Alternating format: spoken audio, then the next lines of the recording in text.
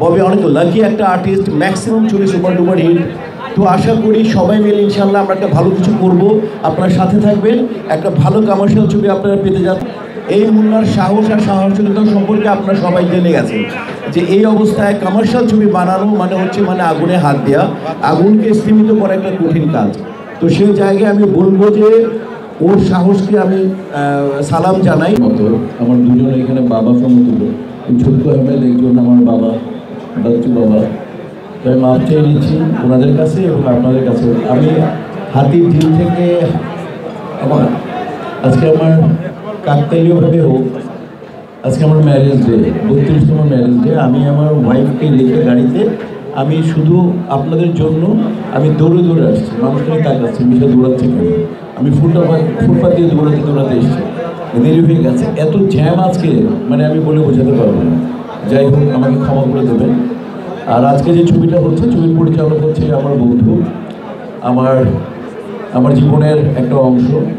মিশা সওদাগর হওয়ার পেছনে যারা যারা অবদান রেখেছেন আপনারা আছেন। আপনারা যদি ফোকাস না দিতেন আমাদেরকে, তাহলে আজকে আমি মিশা সওদাগর হতে পারতাম না পেপার পত্রিকায়। কিন্তু ফিল্মে আমার ক্যারিয়ারকে যারা স্থাপন করেছেন, যারা মিশা সওদাগর বানিয়েছেন, এর মধ্যে আমি যদি 3টি নাম নিই, এর মধ্যে 3টির মধ্যে একজন হবেন আমার বন্ধু, এই ছবির পরিচালক, এই দেশের কমার্শিয়াল ছবির সবচাইতেই বলবো যে এই মুহূর্তে সবচাইতেই ফেমাস ডিরেক্টর বদিউল আলম খোকন। বদিউল আলম খোকনের জন্য জোরে একটা হাততালি হয়।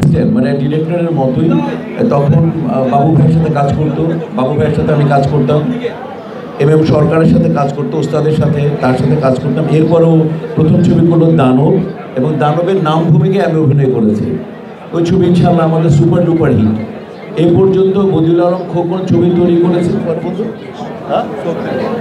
34টা ছবি করেছে। এর মধ্যে আমাদের আগুন আমাদের ঈদের রিলিজ, রাইট?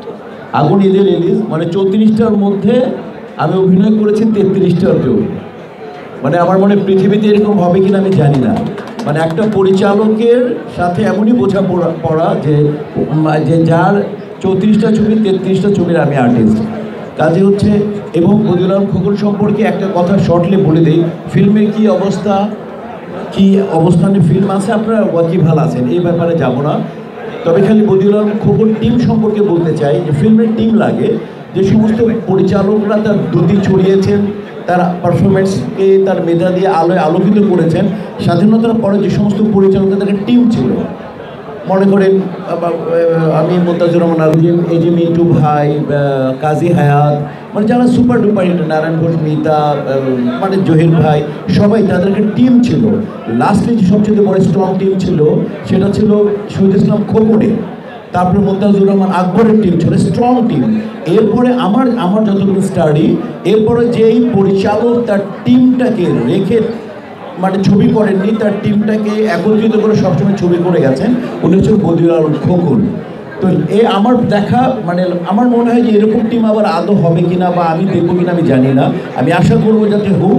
কিন্তু লাস্ট আমার দেখা সবচেয়ে টিম নিয়ে কাজ করে বদিউল আলম খোকন হবে, ওইখানে মজরুল ক্যামেরাম্যান হবে, ওইখানে ফাইট ডিরেক্টর আমাদের শ্রদ্ধেয় আরমান ভাই হবে, ওইখানে স্ক্রিপ্ট রাইটার থাকবে ইনশাআল্লাহ কমল ভাই অথবা আমাদের দুলাল ভাই।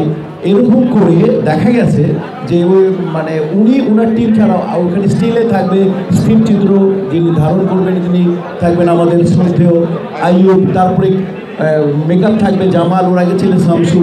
এরকম করে ড্রেসে থাকবে আমাদের জলিল ভাই, সব জায়গার নাজিম ভাই, এবং প্রত্যেকের জায়গায় প্রত্যেকের চ্যাম্পিয়ন গোলকে নিয়ে খোকন কাজ করে, যার যার জায়গায় চ্যাম্পিয়ন। তো এই ছবির ব্যাপারে আমি খোকন সম্পর্কে এতটুকু বললাম। এই খোকনই এবার ইন্ট্রোডাকশন করাতে যাচ্ছে, যে আরেকবার মুস্তাফিজুর রহমান মানিকের ছবিতে কাজ করেছে, আমার বাম পাশে আমার ছেলে সমতুল্য মুন্না, এবং এই আমার বন্ধু খোকনের মাধ্যমে নিজেকে ইনশাল্লাহ নিজের মেধাকে ও তুলে ধরবে, ওর চেষ্টা করতেছে ইনশাআল্লাহ, ওর চেষ্টাটা সার্থক হোক। আর নতুনদের চেষ্টা সার্থক করার জন্য একমাত্র আপনারা ওকে সাহায্য করেন আমি জানি, এবং ও করে যাবেন, যেভাবে আমাদেরকে করেছেন, আলেককে করেছেন।